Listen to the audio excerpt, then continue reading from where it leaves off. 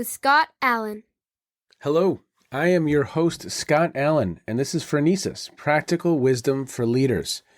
If the topic is leadership, I'm in. I've spent more than 20 years in the field teaching, learning, writing, and questioning. When I'm not working on Phronesis, I travel, delivering keynotes, working with individuals and teams, and helping people from organizations across industries become better leaders. Want to learn more? Visit me at scottjallen.net. Phronesis offers a smart, fast-paced discussion about all things leadership. We explore relevant topics and incorporate practical tips to help you make a difference in how you lead and live. Listen Notes lists Phronesis in the top 3% of podcasts worldwide. Phronesis is the official podcast of the International Leadership Association. ILA brings together those who teach, study, and develop leadership, advancing leadership knowledge and practice for a better world. Learn more at ila-net.org. Finally, if you enjoy Phronesis, please subscribe to stay current on our weekly episodes. If you find an episode that resonates, please share it with your colleagues and friends.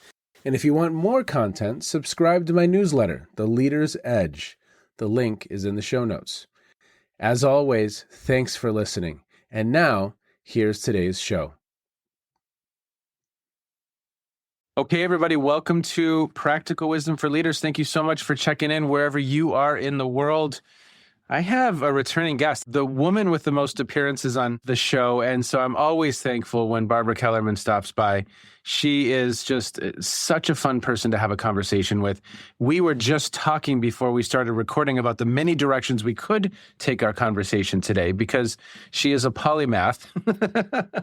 And so I think we've honed in on we are going to focus a little bit on leadership development today. And she wrote an incredible book a few years ago and really explored this topic on some level. But we were both just kind of pontificating a little bit about the current state of the leadership industry, so to speak. And where are we? And are we better off than we were before that industry existed? And how do we think about developing leaders moving forward? How do we do this work differently?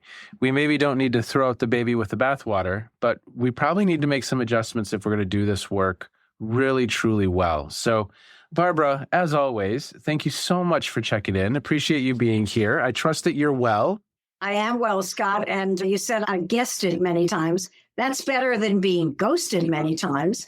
So thank you very much for having me on, as always. And as always, I look forward to a good conversation. By the way, the book to which you referred, if you don't mind me being so bold as to give the title, it's called Professionalizing Leadership, and it's an Oxford book that came out in 2018. Well, and in Professionalizing Leadership, you talk about the industry. So let's bring people into that conversation just as a starting point, and then let's see where the conversation takes us. Sounds good. So what do you think? How do you think about the industry? You've literally, over the course of your career, watched some of this emerge. You've been a part of it on some level because you're producing, and bring listeners into how you define it, how you think about the leadership industry. Okay, so let's be clear, Scott. People have, even some of the greatest minds in human history, have been interested in leadership since recorded history. We have only to go back to the ancient Greeks and the ancient Romans, whether it's Plutarch's Lives or the emphasis in Plato on philosopher kings. We can go to China, Lao Tzu, and Confucius. There has been an interest in leadership forever. So the leadership industry is not per se new in that it has professional interest in leadership. By the way, these ancient political thinkers, the ones that I just named and many others, we can update the list slightly and talk about Machiavelli and so on. What's new, and the reason I use the term leadership industry is that you're right. I've been around, very delicately put, I might add. I have been around for most of it.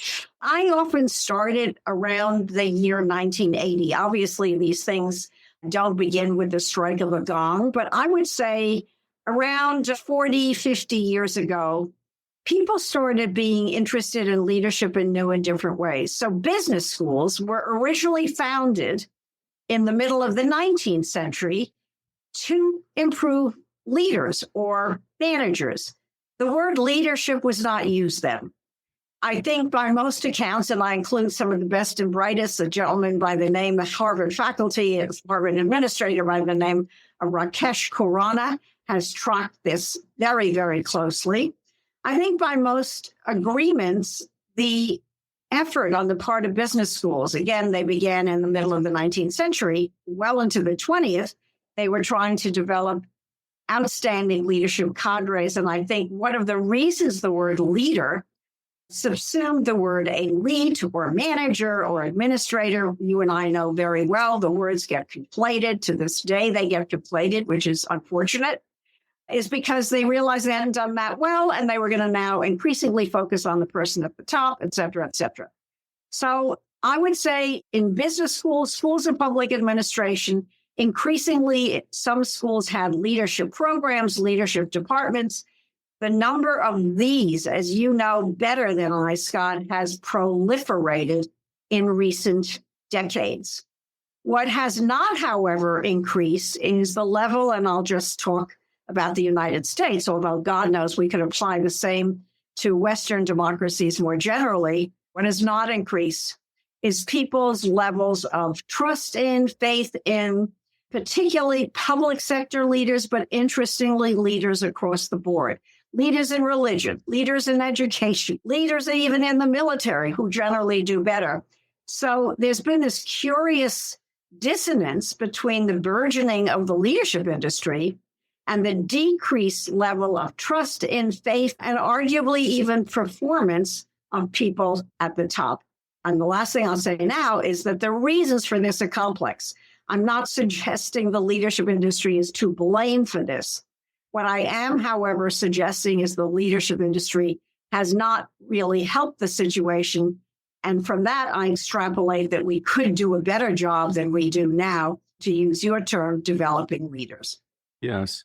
I'd love to hear how you're thinking about the why.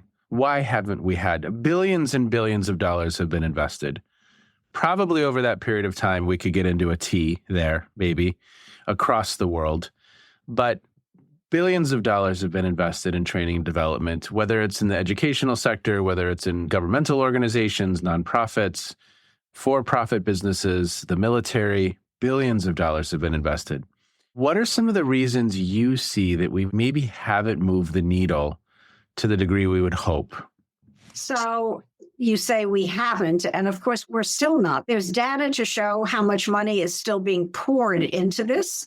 There was an article in the Harvard Business Review in 2023 that documented how much money we are still investing in leadership development programs. And you're equally correct to say that they have been disappointing, which, as you point out, raises the question of why. What's gone wrong? Well, let's begin by saying it's really hard. You don't develop leaders overnight. Plato felt you couldn't be a leader until you were about 50 years old, and that you shouldn't be a leader until you had the most formidable training and education imaginable, everything from mathematics to military service. So I would say they both really matter. What particularly matters, as far as I'm concerned, is that the industry has been driven by, dare I say it, as all industries are, money. And you don't make money from the best kinds of education. They're not money makers because they take time and they take energy.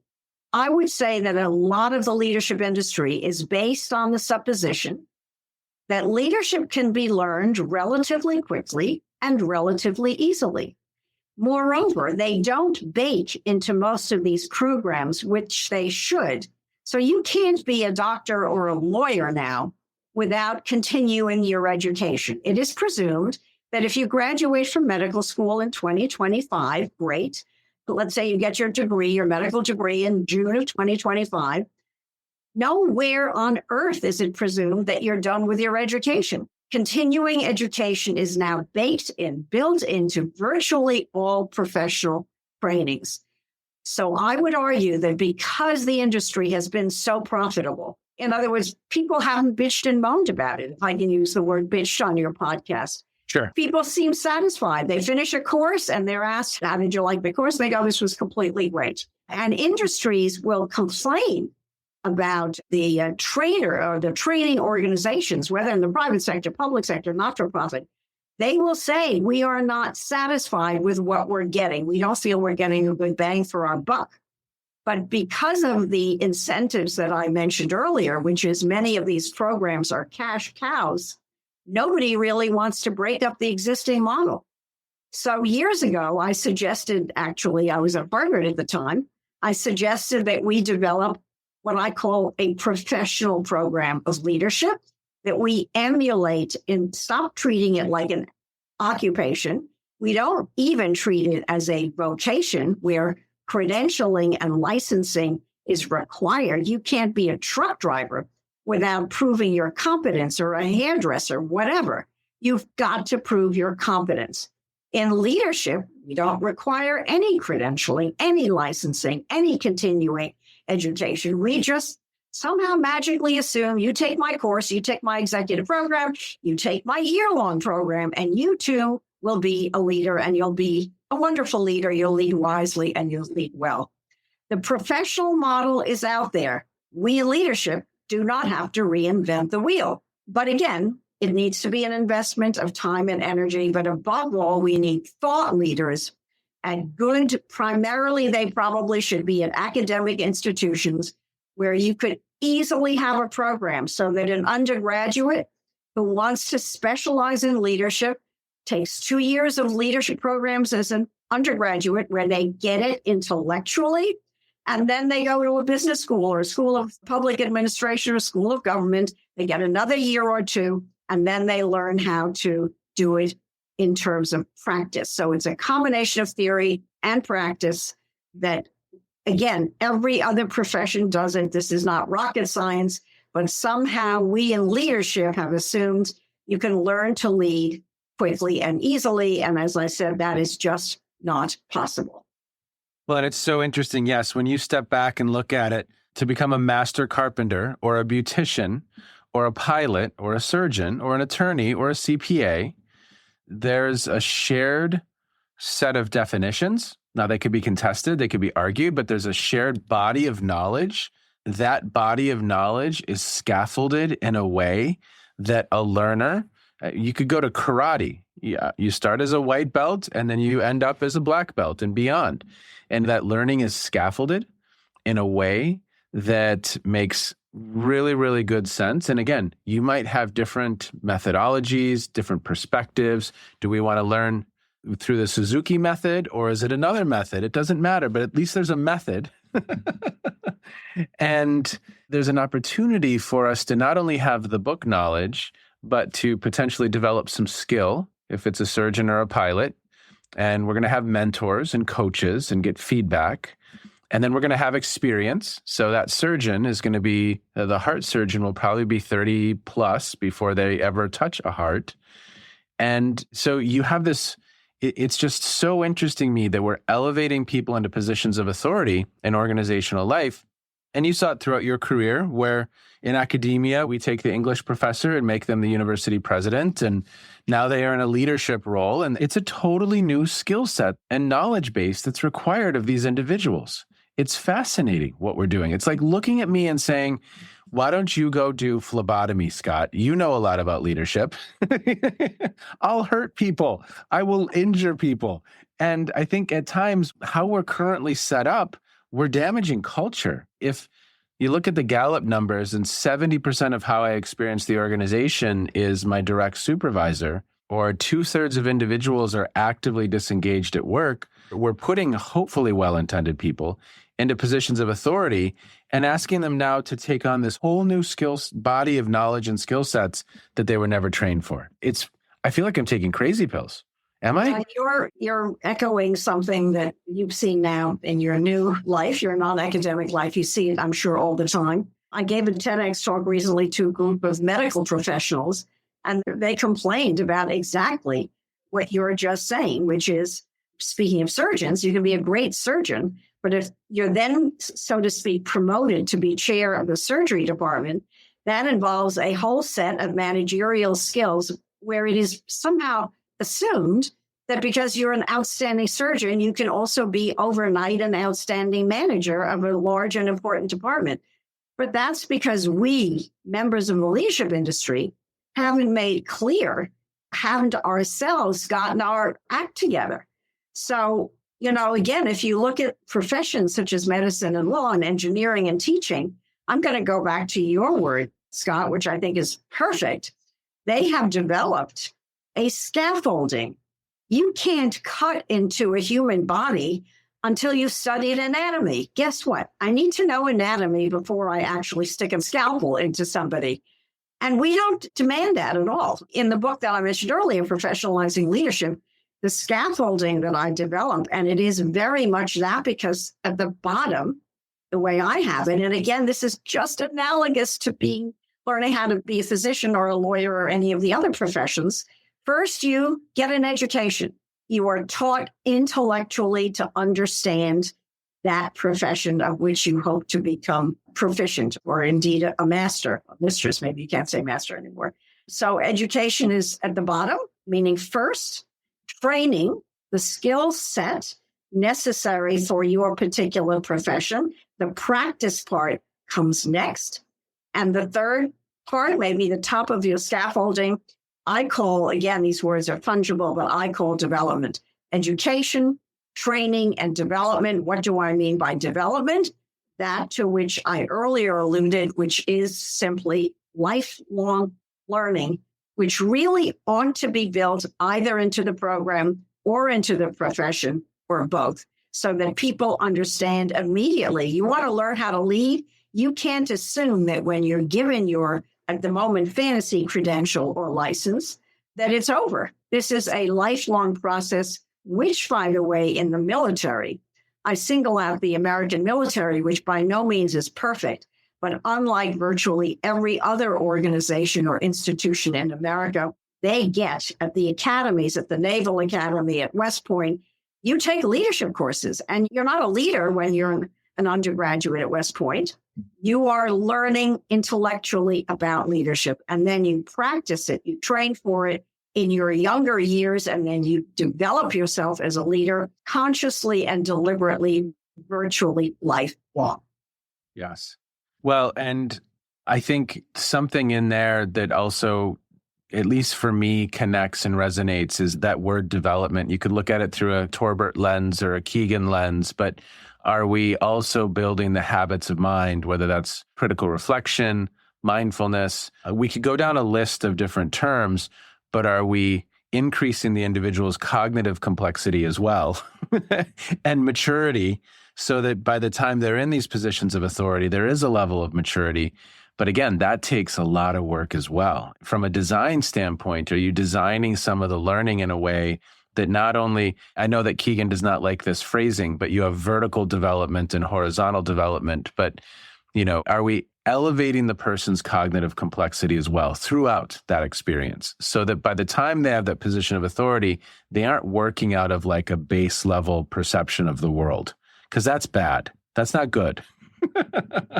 I think, Scott, and I'd be interested in your take on this. I think the leadership industry has focused on mindfulness and authenticity and self-awareness and a lot of kind of feeling stuff. I think it has paid, and that makes people feel good in the moment. I'm not sure how much it carries over. And I also don't think, as you can hear from again, I'm going to steal this word, the scaffolding where I said education comes first.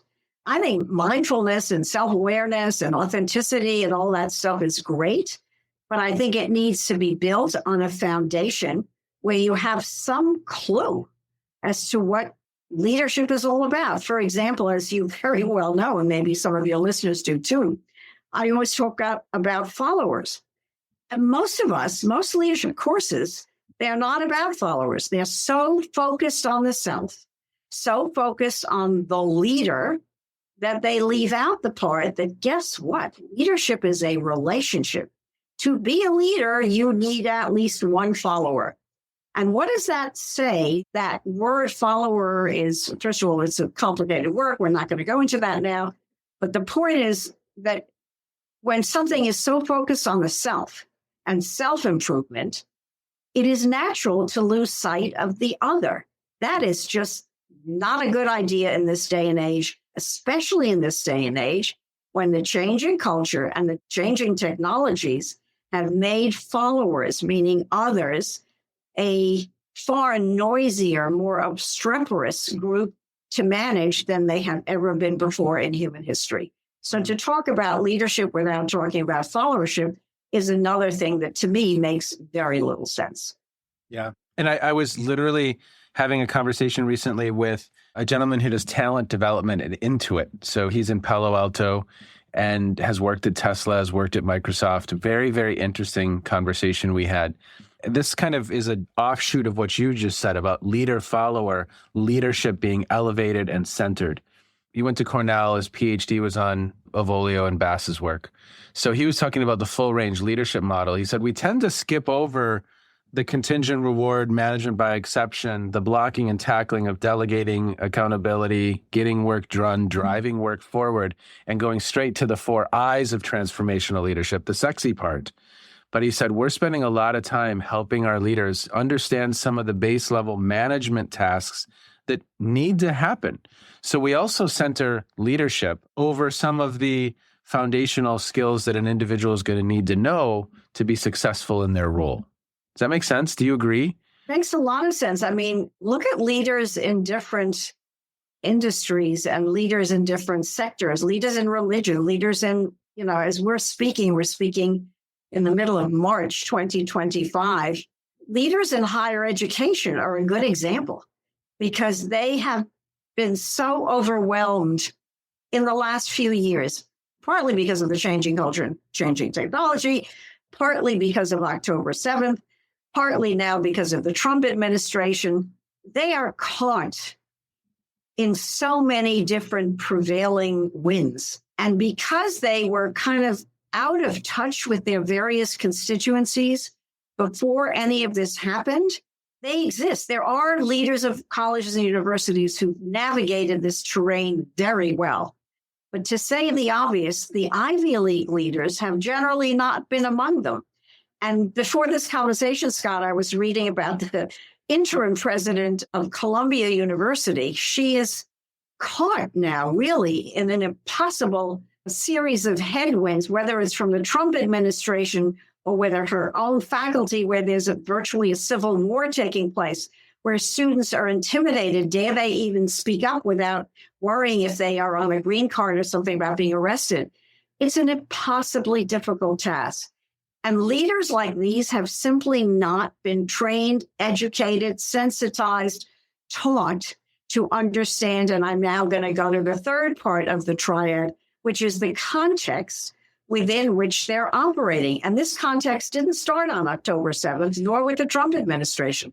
It goes back years when their students and faculty and parents and boards and alums were starting to get a voice that made leading on a university campus increasingly difficult, and a different skill set was required to deal with a whole set of constituents, a whole set of followers that were clamoring to be heard in new and different ways. Yeah. So we've got, if I'm going to try and begin to summarize some of the terrain that we've covered, please add in where I falter here. We have a message out there in the ether that leadership development can be quick and easy. If I'm trying to sell you a product, you can take this assessment, we can debrief it, we can go ahead and we're going to make you a better leader. Come to this session. So it can be quick and easy. And, think of like the diet industry in that instance. I mean, it's sad and I don't want to be associated with that type of thing, but there's kind of that messaging that can occur. Very American messaging, by the way. Yes. Easy. We got a solution for you. Pop this pill, drink this elixir, and you too will get healthy. You'll be a leader.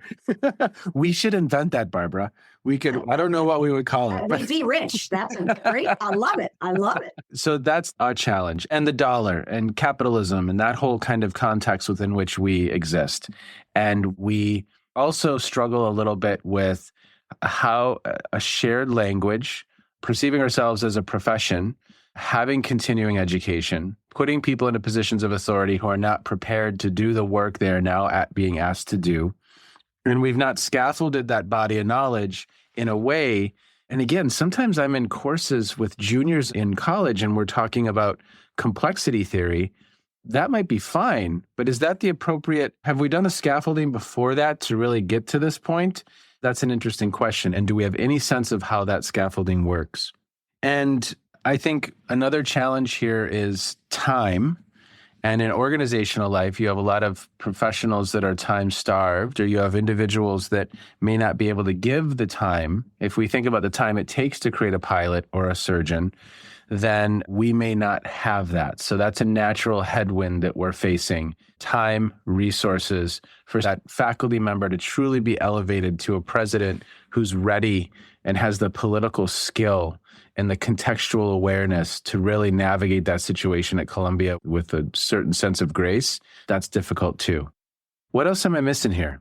Well, I just want one friendly amendment. I agree with everything you said, Scott, but it's a continuum. There's what we have. There's the ideal to which I earlier referred. Ideally, I'd like to have a 4-year program, 2 years at the undergraduate level, 2 years at the graduate level. But I don't think there's any reason that existing leadership programs can't replicate more closely the professional model. Yeah. So let's say you had a year-long program, or let's say it was a week. Let's say it was a 5-day executive program. There is nothing to stop someone who is running such a program from clarifying to participants that it is about education, it is about training, and it is about development. So day one, hypothetically, could be dedicated to some kind of model of, let's spend a little time on Machiavelli. Let's spend a little bit of time on Max Weber. Let's spend a little bit of time on Peter Drucker, on some of the great thinkers about leadership and followership and power and authority and influence. Let's learn about Stanley Milgram's experiment of obedience to authority. There is no reason some of that can't be done on day one. Day 2 and day 3, if you wish to allocate it that way, can be about the training, about the skill set that is required for this particular program. And day 4 and 5, or whatever it is, can be allocated to the idea that leadership is learning how to lead, is a learning lifelong, is giving some understanding how, because let's take an obvious example of changes in technology. If you learned how to lead 10 years ago, before the advent of social media, or you're learning how to lead in 2025 before artificial intelligence changes the workplace, you're going to need some kind of buffers. You're going to need some kind of continuing training because the context is changing all the time. It will not suffice for you to learn leadership in 2025 and then not learn it in 2035. There is no reason a 5-day program, a 1-day program can't be designed according to this. Again, I'm going to steal your word, the scaffolding that you indicate and the model that I indicate, which is not my model, but is the standard professional model. It won't fully educate. And if we do it in a week, it doesn't fully educate, doesn't fully train, doesn't fully develop. But it gives people and participants in such a program the idea that you must understand this intellectually. It's not enough to understand it viscerally. You must have a certain skill set that is suitable for your job, to go back to your surgeon who's promoted and doesn't know what the hell to do when it comes to leadership and management. And then finally inculcate the idea that leadership, and indeed build it into the program, even if it's only 1 day a year. Have a program, 5 days now. You're going to come back for refresher conversations and learning in 2026, even if it's just for a day. Yes. So the ideal doesn't have to be realized in order for the principles of professionalizing leadership to be inculcated in those who are serious about learning it. Yeah. And thank you for that, because I think my mind can anchor on that. Like, okay, this is how it should be done.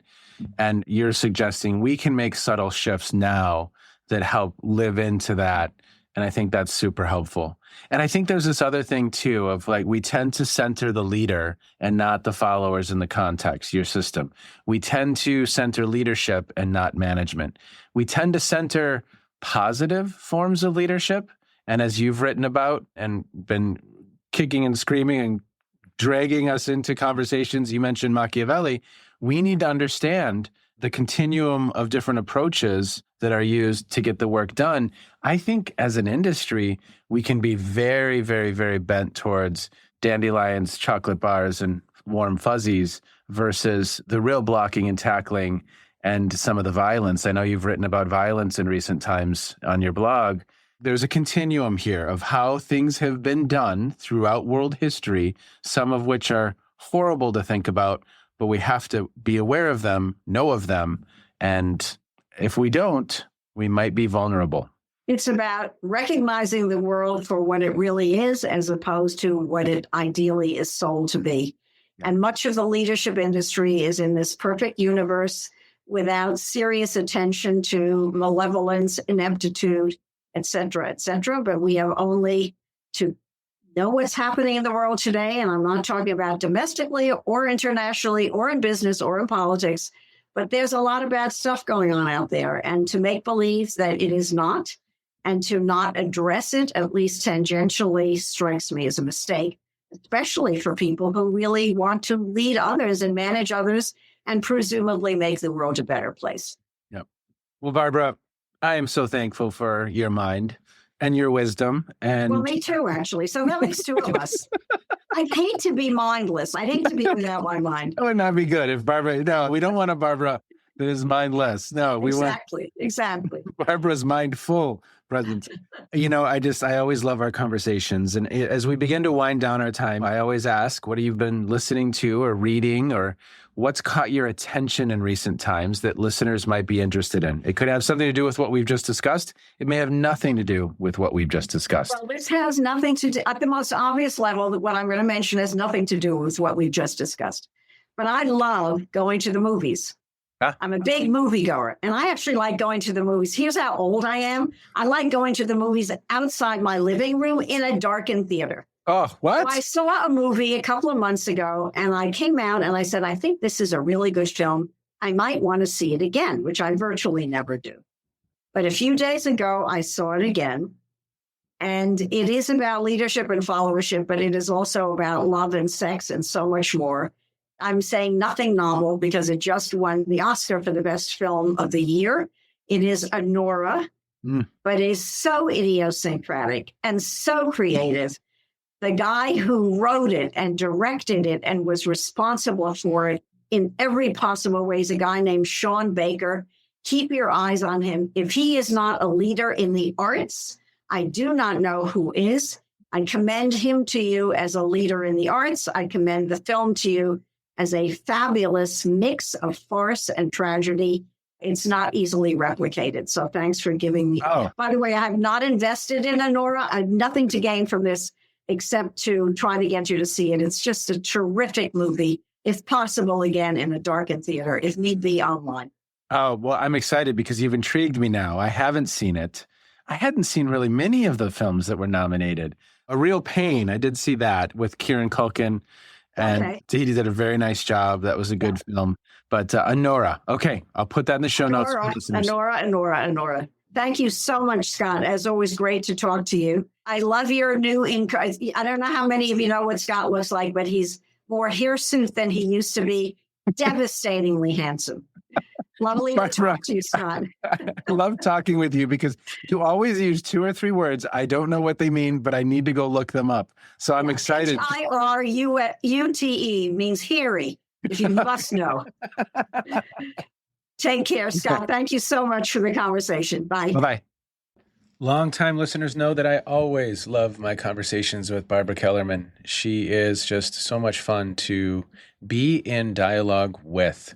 I always learn, whether it's new words, as I mentioned in the episode, or just how she sees a certain topic. I just always value that. Barbara, to you, thank you so much. The practical wisdom for me, and what I love about speaking with Barbara, is that she has command of so many different realms of this topic.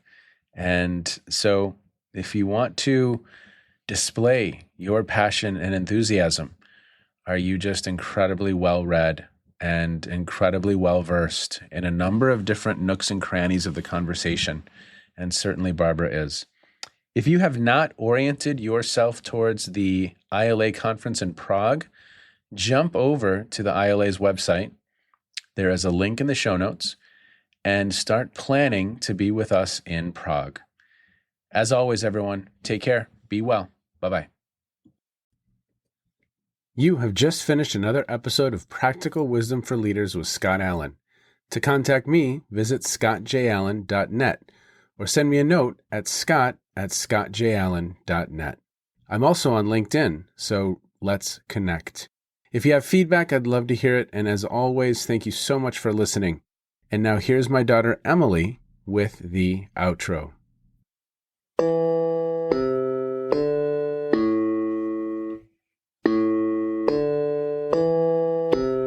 You've been listening to Phronesis, Practical Wisdom with Scott Allen.